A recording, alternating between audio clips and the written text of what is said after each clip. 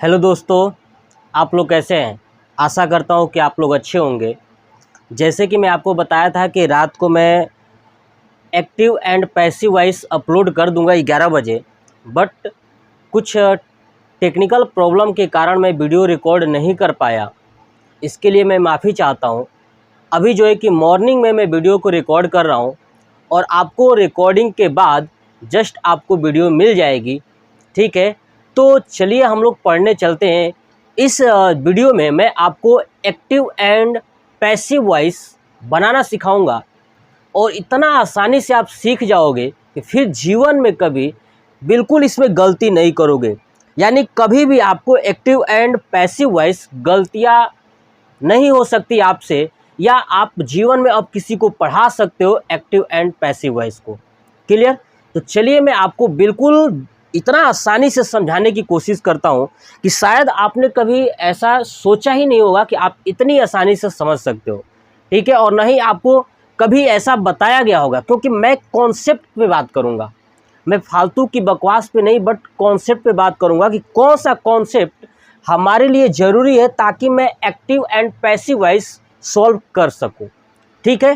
तो चलिए वीडियो को स्टार्ट करते हैं। और वीडियो को स्टार्ट करने से पहले मैं आपको थोड़ी सी इन्फॉर्मेशन दे दूं कि अगर एक्टिव एंड पैसिव वॉइस का ये वीडियो आपको अच्छा लगता है तो कमेंट बॉक्स में कमेंट करके ज़रूर बताइएगा कि इसके आगे का पार्ट भी बना दीजिए। तो मैं आपको आगे का पार्ट भी बना के ज़रूर दूंगा और मैं बिल्कुल बेसिक से समझाऊंगा कि कैसे इस चीज़ को दूर करना है, ठीक है ना। तो चलिए अब हम लोग जानते हैं कि आखिर में वॉइस होता क्या है ना। सबसे पहले समझते हैं कि वॉइस को हिंदी में बोलते हैं वाच्य। देखिए वॉइस को हिंदी में क्या बोलते हैं? वाच्य, ठीक है। तो वाच्य जो है क्या होता है, तो आप याद रखिएगा कि वर्ब का वह रूप, यानी क्रिया का वह रूप जिससे ये पता चलता है कि क्रिया किसके द्वारा किया जा रहा है, ठीक है ना। यानी वर्ब का वह रूप जिससे ये पता चलता है कि जो काम है, ठीक है ना, काम किसके द्वारा किया जाता है, वही कहलाता है वॉइस यानी वाच्य। आपको समझ में आ चुका होगा। फिर से एक बार रिपीट करता हूं कि वाच्य किसे कहते हैं? कि क्रिया का वह रूप जिससे ये पता चलता है कि कौन सा काम किया जा रहा है, ठीक है ना, और किसके द्वारा किया जा रहा है, किसके ऊपर किया जा रहा है, ये सब पता चलता है हमें वॉइस से। मतलब आपको डिफिनीशन याद हो या ना हो, लेकिन कॉन्सेप्ट समझिएगा। यानी जब किसी व्यक्ति के ऊपर कोई काम किया जाएगा या वो व्यक्ति किसी दूसरे व्यक्ति के ऊपर काम करेगा तो वहाँ पे क्या होगा? वाच्य होगा, ठीक है, यानी वॉइस होगी। और वॉइस आपको बता दूं कि वॉइस दो टाइप्स की है। एक होता है एक्टिव वॉइस, एक होता है पैसिव वॉइस। क्या होता है? Active voice and passive voice.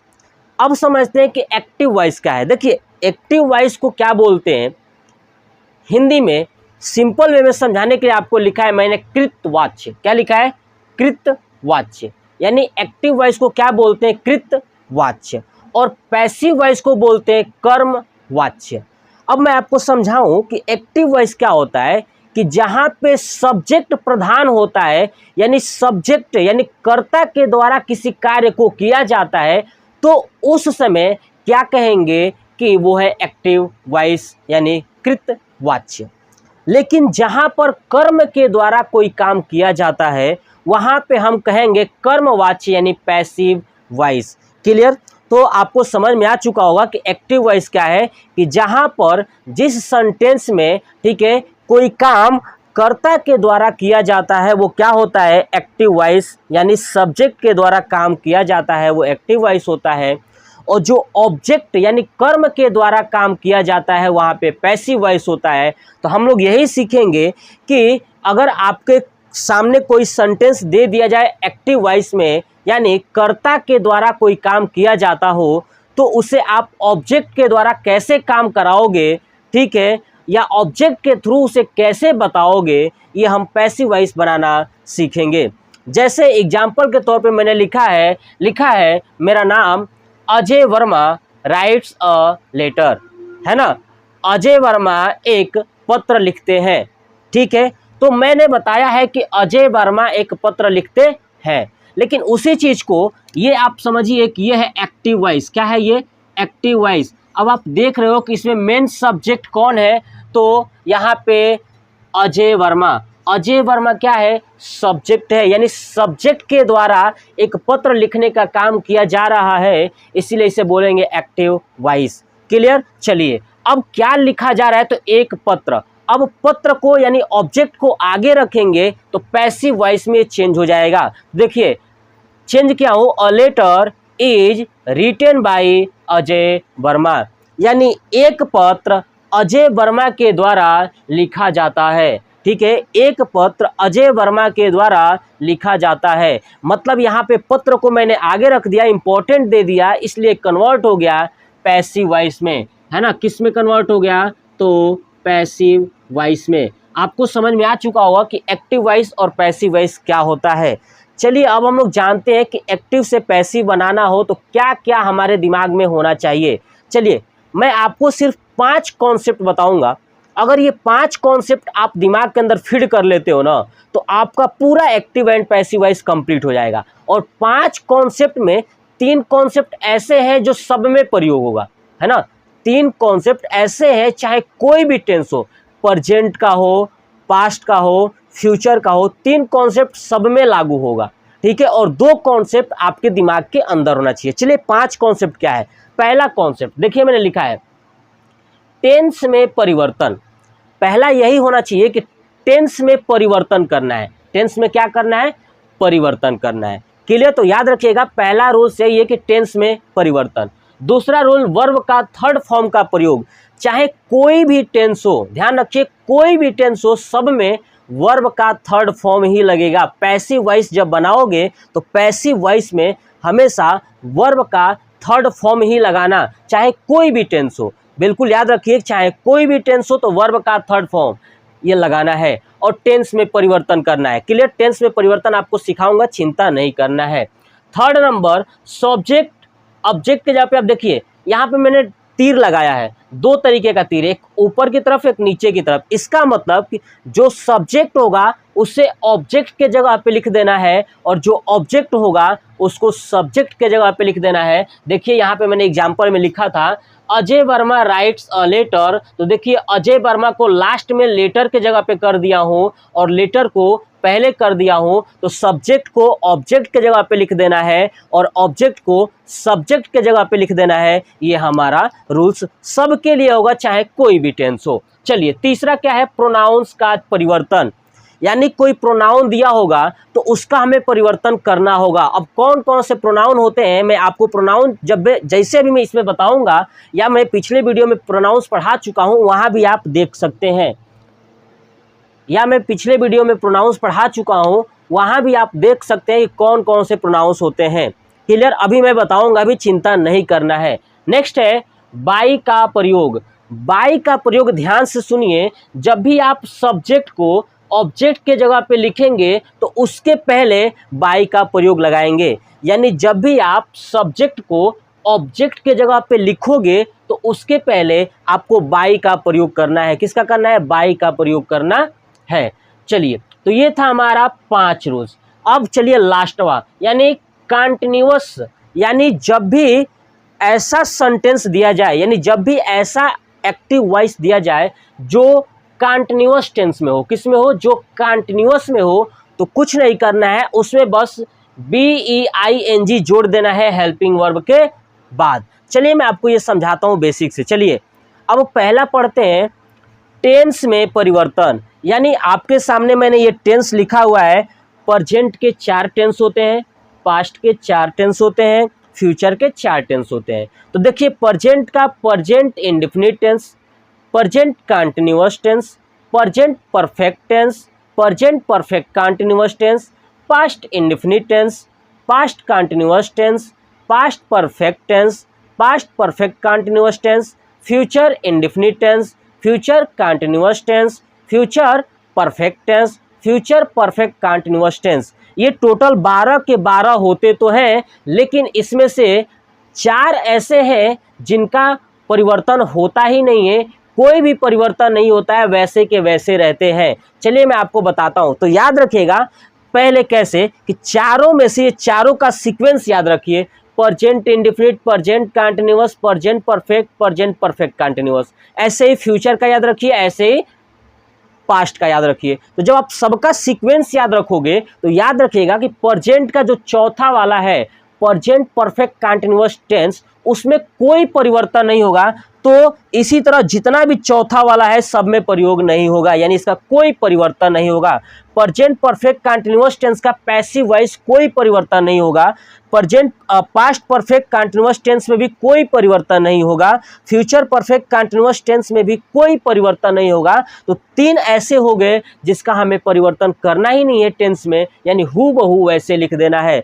चलिए अब समझते हैं कि जब तीन हो गए तो एक और कौन सा है जिसका परिवर्तन नहीं करना है। तो फ्यूचर में सेकेंड याद रखिएगा, फ्यूचर कंटीन्यूअस टेंस का भी कोई परिवर्तन नहीं करना है। तो याद हो गया ना, यानी सभी टेंसों का चौथा वाला नहीं करना है और फ्यूचर का सेकेंड वाला प्रयोग नहीं करना है। याद हो गया, बस इतनी सी बात याद रखनी है। अब चलिए सीखते हैं कि इसको हम परिवर्तन पहचानेंगे कैसे। देखिए जब आपको एक्टिव वॉइस दिया जाएगा तो एक्टिव वॉइस में प्रेजेंट इंडेफिनिट टेंस का अगर कोई एक्टिव वॉइस है तो कैसे पहचानोगे कि प्रेजेंट इंडेफिनिट का एक्टिव वॉइस है। तो ध्यान से सुनिए, जो सेंटेंस दिया रहेगा उस सेंटेंस के अंदर आपको डू या डज, ठीक है, या वर्ब में एस या ईएस लगा मिल जाए तो समझ जाइएगा कि वो प्रेजेंट इंडेफिनिट टेंस है ना। यानी जब कोई एक्टिव वॉइस दिया जाए तो उस एक्टिव वॉइस में अगर एस या ईएस लगा है, ठीक है, वर्ब में एस या ईएस लगा है या डू या डज का प्रयोग किया गया है तो आप समझ जाइएगा कि वो प्रेजेंट इंडेफिनिट टेंस है। कौन सा टेंस है? प्रेजेंट इंडेफिनिट टेंस है। चलिए ऐसे ही प्रेजेंट कंटीन्यूअस टेंस होगा तो आपको पता है उसमें इज, एम, आर लगा होता है। क्लियर? चलिए प्रेजेंट परफेक्ट टेंस में क्या लगा होता है? हैज, हैव लगा होता है।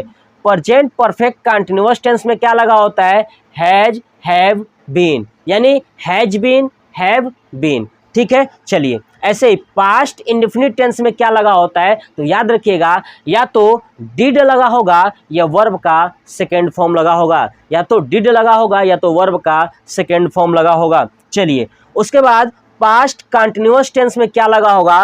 वाज या वेयर, है ना। वाज या वर भी पढ़ते हैं, ध्यान रखिए, वेयर पढ़ते हैं, बहुत सारे लोग वेयर पढ़ते हैं, ऐसे तो पढ़ा जाता है वर। ठीक है, तो पास्ट कंटीन्यूअस टेंस में वाज या वर का प्रयोग होता है। पास्ट परफेक्ट टेंस में हैड का प्रयोग होता है। पास्ट परफेक्ट कंटीन्यूअस टेंस में हैड बीन का प्रयोग होता है। ये मैं आपको वो चीज़ें बता रहा हूँ जो टेंस में हम लोग सीखते हैं या टेंस जानते हैं कि टेंस में क्या क्या हेल्पिंग वर्ब प्रयोग होता है। मैं आपको बता रहा हूँ कि टेंस में क्या क्या हेल्पिंग वर्ब आएगा तो कौन सा टेंस होगा, ये पहचानना सिखा रहा हूँ। फ्यूचर इंडेफिनिट टेंस में शैल या विल का प्रयोग होगा। फ्यूचर कंटीन्यूअस टेंस में शैल बी, विल बी, ध्यान रखिएगा जब कंटीन्यूअस रहेगा तो शैल बी, विल बी लगा होगा। ठीक है, और फ्यूचर परफेक्ट टेंस होगा तो शैल और विल के साथ हैव भी लगा होगा।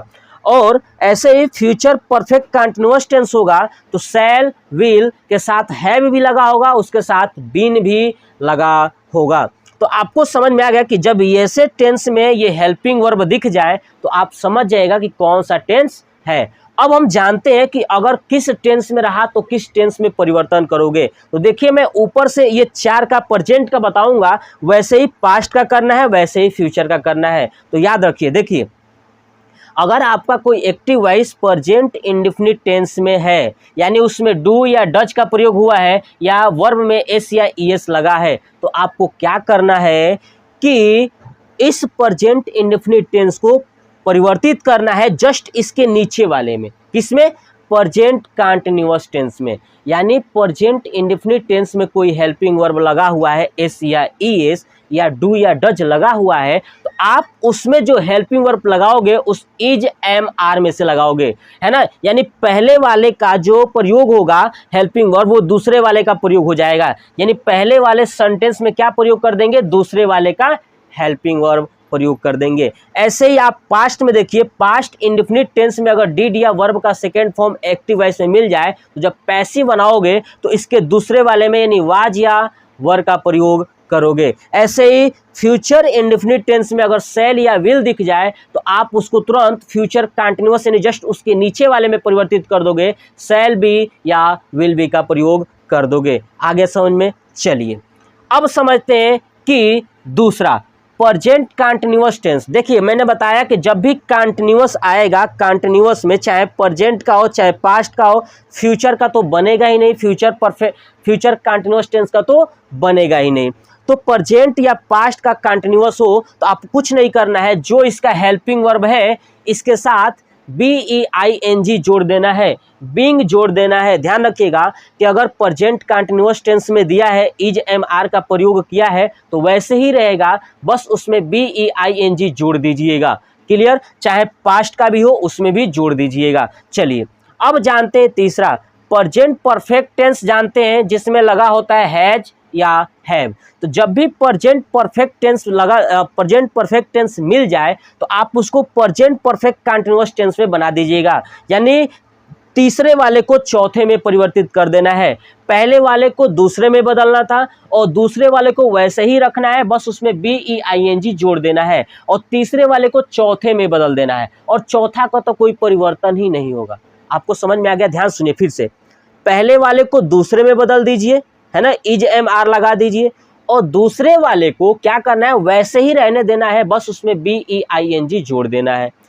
तीसरे वाले को चौथे में बदल देना है और चौथे वाले में तो कोई भी परिवर्तन नहीं करना है। यही रूल्स सब में लगाइए। यानी पास्ट परफेक्ट टेंस अगर बनाना हो इसका पैसिव वॉइस तो क्या करिएगा कि चौथे वाले का रूल्स लगा दीजिए उसमें, ठीक है, और चौथे वाले का तो बनेगा ही नहीं। फ्यूचर में भी यही करना है। फ्यूचर वाले में फ्यूचर परफेक्ट टेंस का बनाना हो तो क्या करिएगा कि फ्यूचर परफेक्ट कंटिन्यूअस टेंस वाला प्रयोग कर दीजिए, यानी शैल, विल, हैव, बीन लगा दीजिएगा। ये हमारा हो जाएगा टेंस में परिवर्तन। तो ये था टेंस में परिवर्तन। मुझे आशा है कि आपको ये टेंस वाला कॉन्सेप्ट याद हो चुका होगा। फिर से एक बार रिपीट करता हूँ कि अगर आपको सीक्वेंस वाइज टेंस याद है तो बस आप दिमाग में ये रखिए कि अगर पहला वाला आता है, पहला क्या है प्रेजेंट इंडेफिनिट, दूसरा क्या है प्रेजेंट कंटिन्यूअस, तीसरा क्या है प्रेजेंट परफेक्ट, चौथा क्या है प्रेजेंट परफेक्ट कंटिन्यूअस। तो जितने भी चौथे हैं उनका नहीं बनता है और फ्यूचर में सेकेंड का नहीं बनता है। आपके दिमाग में फिट हो गया? चलिए उसके बाद क्या करना है कि आपको याद रखना है कि अगर प्रेजेंट इंडेफिनिट में आता है तो जस्ट उसके नीचे वाला कंटिन्यूअस में बदल देना है। अगर कंटिन्यूअस में आता है तो वैसे ही रहने देना है, बस उसमें BEING जोड़ देना है। क्लियर? चलिए उसके बाद थर्ड वाला आता है तो चौथे में बदल देना है और चौथे का कोई परिवर्तन नहीं करना है, वैसे का वैसे ही रहेगा। तो ये था हमारा टेंस में परिवर्तन। टेंस में परिवर्तन अगर आपके दिमाग में बैठ गया होगा तो चलिए मैं अब दिखाता हूँ प्रोनाउंस का परिवर्तन। और मैंने बता दिया कि जहां भी कंटिन्यूअस रहेगा उसमें BEING जोड़ दीजिएगा, मैंने आपको समझा दिया। अब चलिए प्रोनाउंस का परिवर्तन। जैसे ही आपको प्रोनाउंस का परिवर्तन पढ़ा दूंगा उसके बाद मैं आपको एग्जाम्पल समझाऊंगा और देखिएगा कि आप जो है कि पैसिव वॉइस बनाना इतना आसान हो जाएगा। बस आपको ये चार्ट याद रखना है, चार्ट में जैसे सीक्वेंस लिखा वो, और याद रखिएगा पहले का दूसरे में, दूसरे का कहीं नहीं, बस BEING जोड़ देना है, तीसरे का चौथे में बदल देना है, चौथे का होगा ही नहीं। कंप्लीट ना? सिर्फ यही कॉन्सेप्ट आपके दिमाग के अंदर फिट होना चाहिए। अब चलिए अब समझते हैं प्रोनाउंस का परिवर्तन। चलिए देखिए मैं इसको हटा देता हूं, अब आप ध्यान से सुनिए।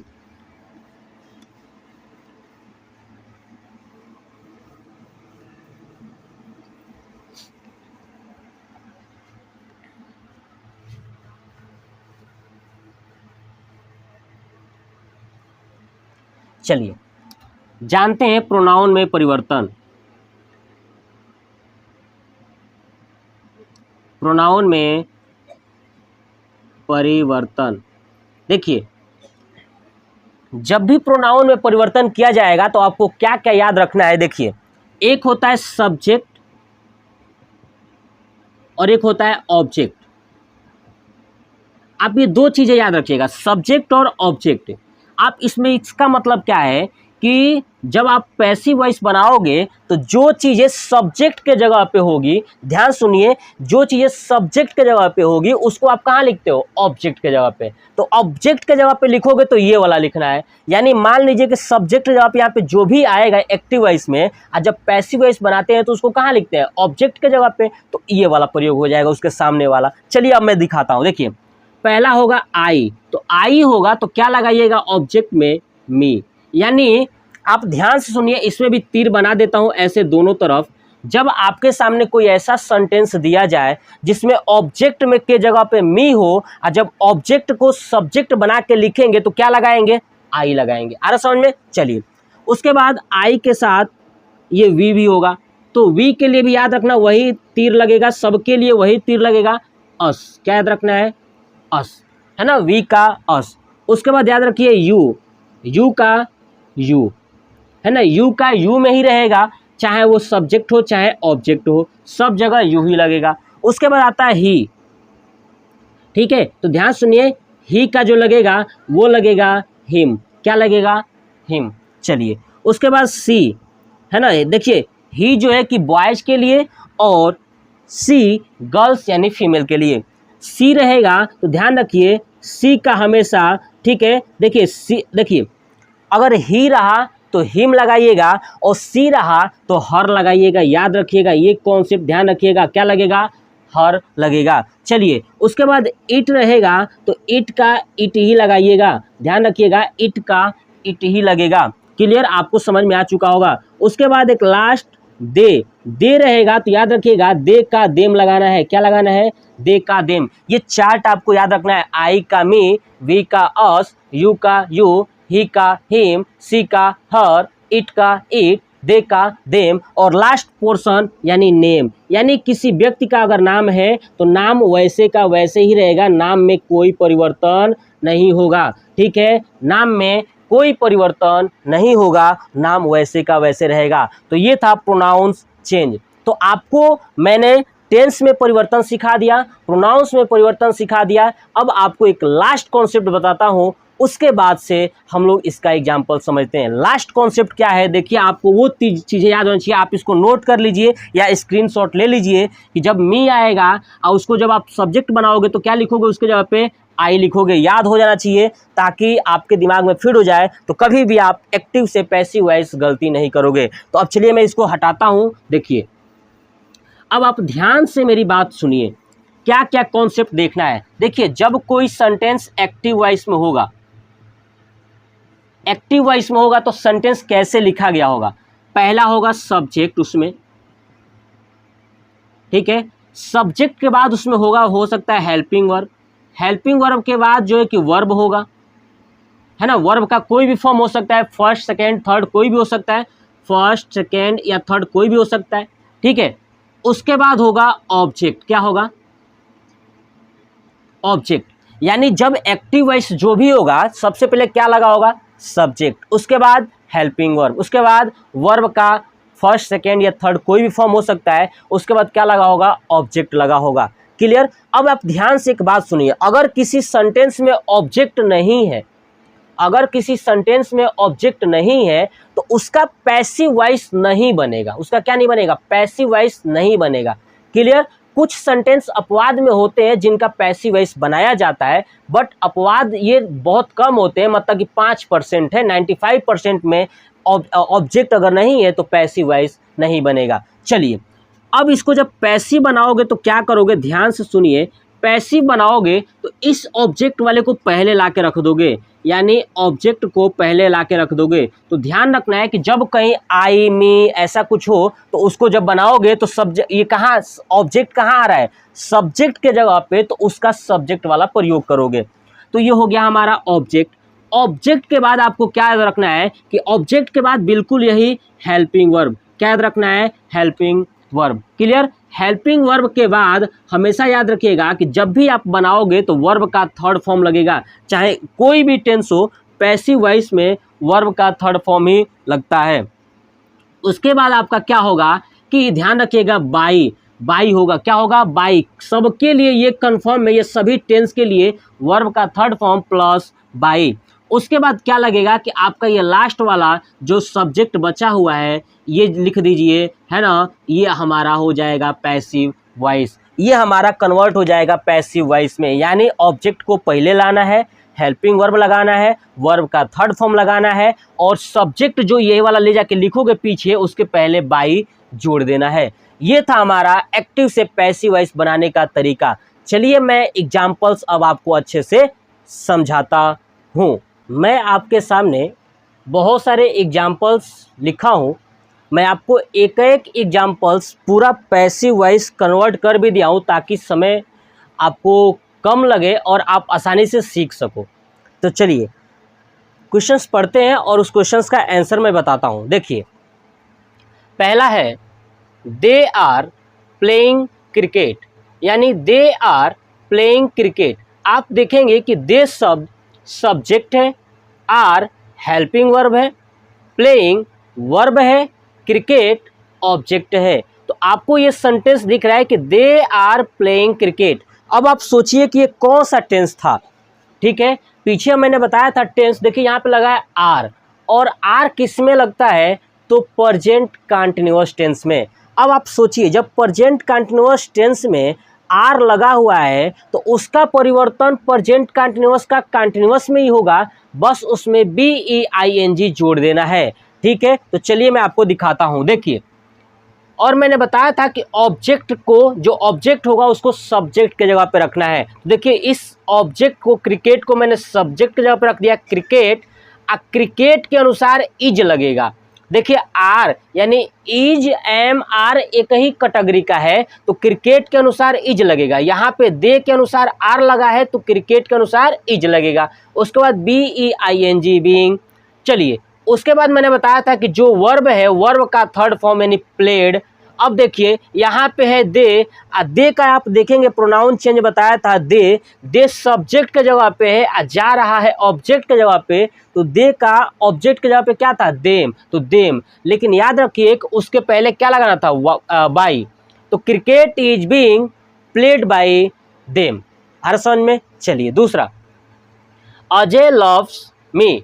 अब देखिए Ajay loves me, Ajay subject है, मी ऑब्जेक्ट है, लव्स जो है कि वर्ब है। अब देखिए इसमें एस लगा है तो इसका मतलब कि प्रेजेंट इंडेफिनिट टेंस का है। और जब प्रेजेंट इंडेफिनिट टेंस का है, जब उसका पैसिव वॉइस बनाएंगे तो प्रेजेंट कंटीन्यूअस में आ जाएगा, यानी पहले का दूसरे में परिवर्तित हो जाएगा। तो देखिए यहाँ पे मी शब्द जो है ऑब्जेक्ट के जगह पे, इसको पहले लाएंगे तो आप देखिए ना आई बनेगा। क्या बनेगा, मी ऑब्जेक्ट के जगह पे है तो उसके पहले क्या था, आई, तो आई हो जाएगा। आई के साथ एम लगता है। अब आप देखिए प्रेजेंट इंडेफिनिट का है तो प्रेजेंट कंटीन्यूअस में बनेगा, तो आई के साथ क्या लगता है, एम लगता है, तो आई एम। क्लियर। चलिए उसके बाद वर्ब का थर्ड फॉर्म लव्स का होगा, यानी लव, ठीक है। उसके बाद अजय है तो देखिए अजय एक नाम है, नाम को वैसे ही रहने देंगे, लेकिन ये अजय सब्जेक्ट के जगह पे यहाँ पे है, यहाँ गया ऑब्जेक्ट के जगह पे, इसके पहले बाई लगा देंगे, तो I am loved by Ajay. चलिए तीसरा, she had phone him, she had phone him. अब देखेंगे फोन में ईडी लगा है, मतलब कि ये थर्ड फॉर्म हो गया।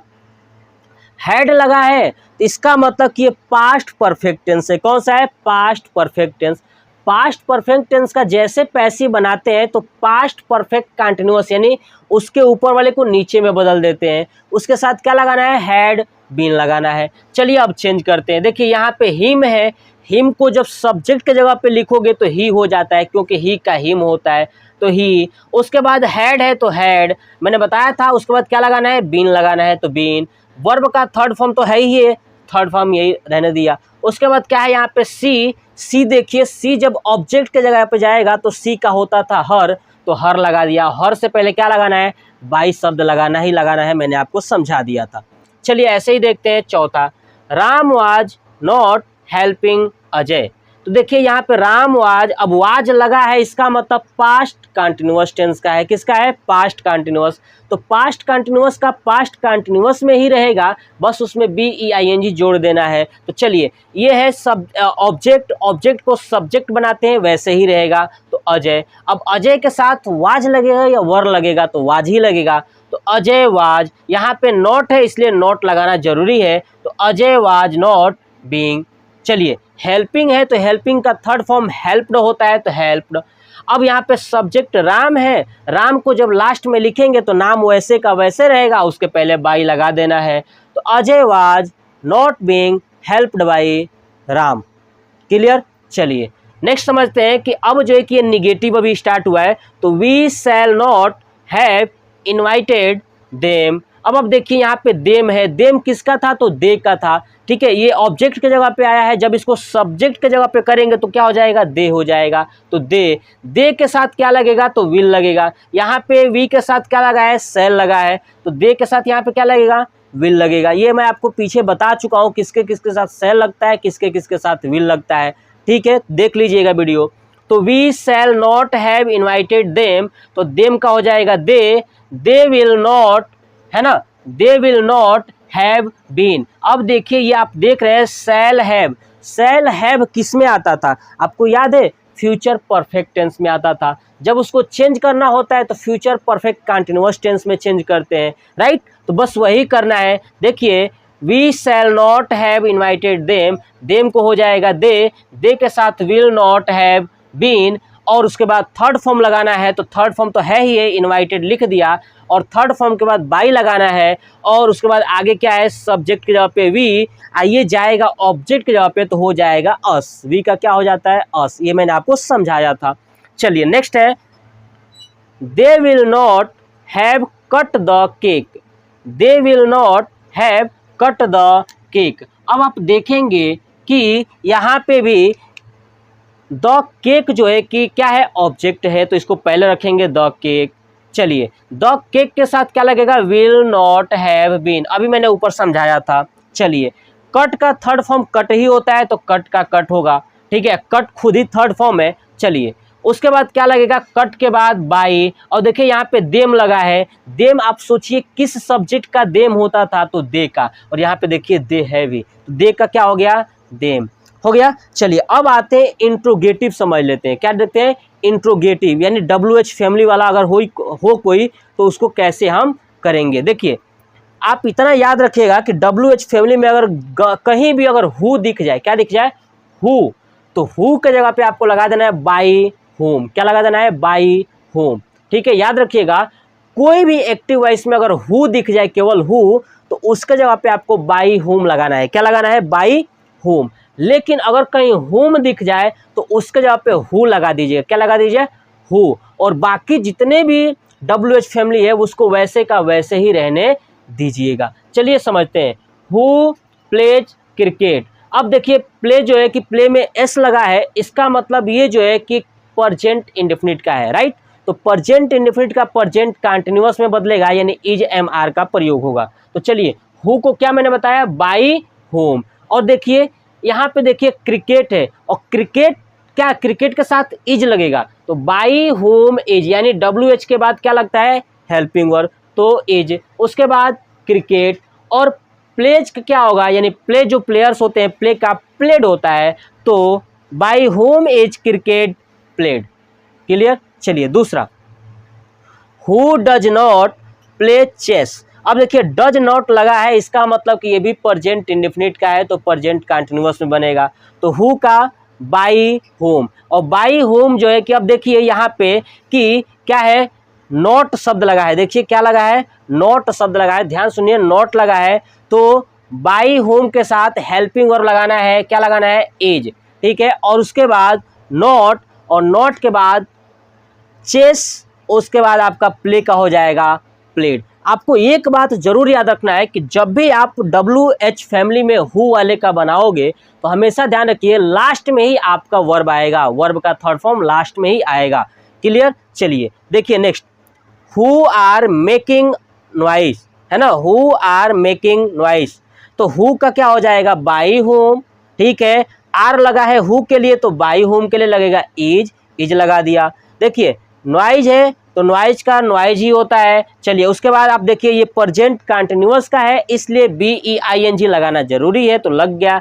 उसके बाद मेकिंग का होता है मेड, तो by whom is noise being made, ये हो गया हमारा पैसिव वॉइस। नेक्स्ट है होम डू यू रीड। देखिए होम आया है तो होम को क्या बदलेंगे, हु, होम के लिए डू लगा है, तो डू देखिए ये प्रेजेंट इंडेफिनिट का है, तो कंटिन्यूअस में इज लगेगा, तो हु इज। अब देखिए यहाँ पे रीड है तो रीड पहले आएगा, रीड बाई, और यू क्या है, सब्जेक्ट के जगह पे है, यहाँ पे गया ऑब्जेक्ट जगह पे, तो यू का यू ही होता है, तो बाई लगा देंगे, कंप्लीट। नेक्स्ट है what do you read, what do you read, मैंने बताया था कि जब भी हु आए हुम आए तो ये समझ में आ गया। और जब भी ना इसके अलावा कोई भी WH फैमिली आए तो आप क्या करिएगा कि वैसे का वैसे ही रखिएगा। देखिए what do you read, what है तो व्हाट ही रखिए, व्हाट के साथ इज लगा दीजिए, इज। अब देखिए रीड आ जाएगा पहले और बाई यू, यानी what is read by you. तो ये था हमारा एक्टिव से पैसिव वॉइस बनाना। मैंने आपको जितना आसानी से सिखाया, आपको ये कैसा लगा कमेंट में कमेंट करके जरूर बताइएगा, ठीक है। तो ये था हम लोगों ने पढ़ा टेंस का पैसिव वॉइस बनाना। इसके नेक्स्ट पार्ट में मैं आपको मॉडल्स का पैसिव वर्ब बनाना सिखाऊंगा, यानी पैसिव वॉइस कैसे बनाएंगे, ठीक है। वर्ब का यानी मॉडल्स वर्ब का पैसिव वॉइस कैसे बनाएंगे ये आपको सिखाऊंगा। उसके बाद इंपरेटिव, एक्सक्लेमेटरी, उसके बाद ऑप्टेटिव, यानी टोटल 5 वीडियो मैं आपके सामने ये प्रस्तुत करूंगा एक्टिव से पैसिव वॉइस का। ये था केवल टेंस का पैसिव वॉइस बनाना। इसके बाद मैं आपको मॉडल्स का पैसिव वॉइस सिखाऊंगा, उसके बाद इंपरेटिव, एक्सक्लेमेटरी, उसके बाद ऑप्टेटिव का पैसिव वॉइस बनाना सिखाऊंगा। तो आपको ये वीडियो कैसा लगा कमेंट बॉक्स में कमेंट करके जरूर बताइएगा। और नेक्स्ट पार्ट के लिए आप चैनल को सब्सक्राइब कर लीजिए, बेल आइकन को दबा लीजिएगा, ताकि जैसे मैं वीडियो अपलोड करूं आपको नोटिफिकेशन मिल जाए। तो जय हिंद, जय भारत, वंदे मातरम।